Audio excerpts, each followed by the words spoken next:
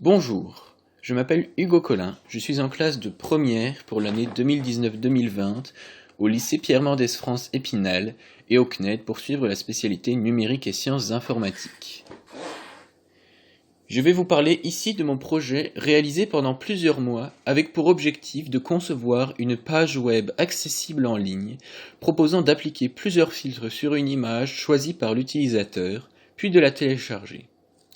En effet, j'ai choisi le sujet traitement d'images sur le web, car il me permettait d'approfondir et de consolider un domaine dont je veux faire mon métier, le développement web, ce qui m'a forcément motivé. Au début du projet, j'avais beaucoup d'ambition malgré un léger retard dans les cours. Je voulais réaliser de nombreux filtres et outils, aussi bien des effets artistiques que des transformations, flouter, faire pivoter l'image. Je me suis finalement fixé pour objectif de réaliser une page web rapide, fonctionnelle et complète, pouvant filtrer une image. J'ai utilisé Adobe Brackets comme environnement de développement, car il est gratuit et facile d'utilisation.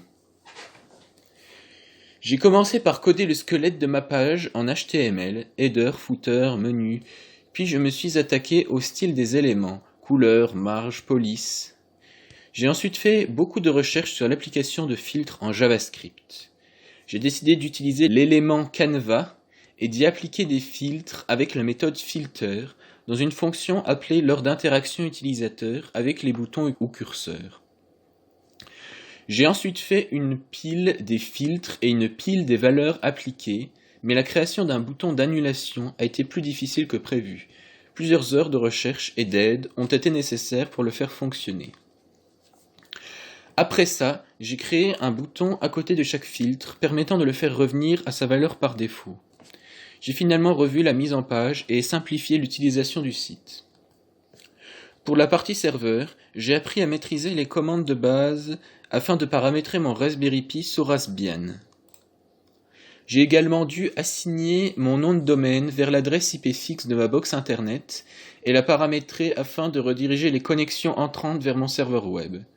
Je pouvais alors publier ma page en déposant les fichiers avec FileZilla via une connexion FTP. Le résultat est un site web fonctionnel, rapide et esthétique, répondant au cahier des charges.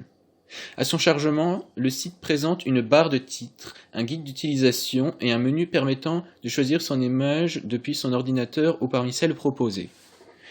Lorsqu'une image est sélectionnée, le menu se transforme pour afficher les options annuler, télécharger et nouveau, et les filtres à appliquer, luminosité, contraste, avec des curseurs réglables et des boutons.